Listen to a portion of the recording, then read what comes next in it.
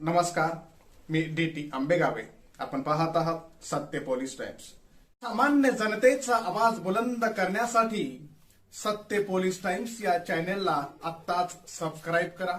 आदरणीय व्यासपीठ, माननीय परीक्षा कमिशन वर्ग आणि माझ्या विद्यार्थी मित्रांनो, आज मी ज्या विषयावर बोलणार आहे तो केवळ एक विषय नसून तो माझ्या हृदयातील आवाज आहे.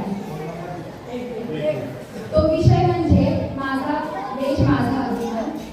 ज्या भूमीवर छत्रपती शिवाजी महाराजांनी स्वराज्याचं स्वप्न पाहिलं, ज्या मातीत भगतसिंग, राजगुरू, सुखदेव अशा नेत्यांनी आपल्या देशासाठी आपलं सर्वस्व अर्पण केलं, ज्या देशाने जगाला वसुधैव कुटुंबकम शिकवलं, तो माझा भारत देश.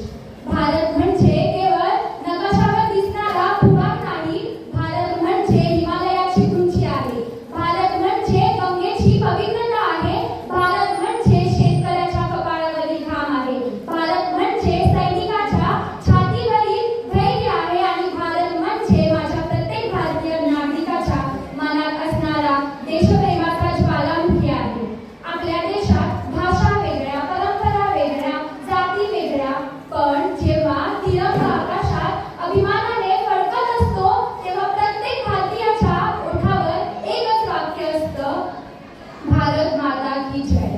आज आपण स्वातंत्र्याने श्वास घेतोय कारण कोणीतरी आपल्या उद्यासाठी आपला आज अर्पण केला आहे. मला अभिमान आहे की मी या भारताच्या जन्मभूमीवर जन्माला आले आणि यापेक्षा मोठी अभिमानाची गोष्ट माझ्यासाठी दुसरी कोणतीच नाही.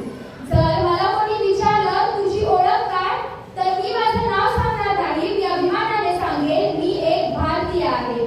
जर मला कोणी विचारलं तुला तुझ्या देशाचा अभिमान आहे का, तर माझं उत्तर असेल अभिमान आहे.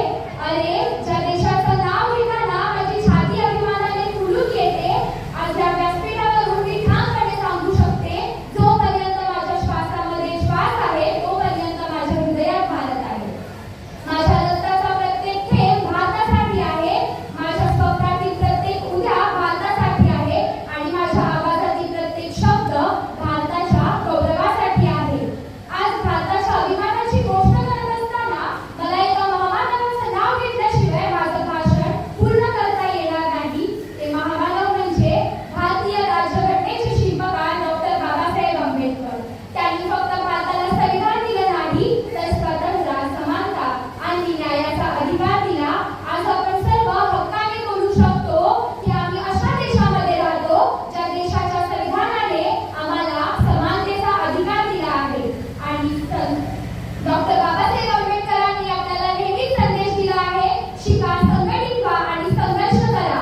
आपला देश अजूनही कुठे ना कुठेतरी मागे पडतोच. आपण सर्वांनी उत्तम चांगल्या प्रकारचे शिक्षण घेऊन सर्व जातीच्या लोकांनी एकत्र येऊन आपल्या देशाची प्रगती कशी होईल याच्याकडे लक्ष दिलं पाहिजे.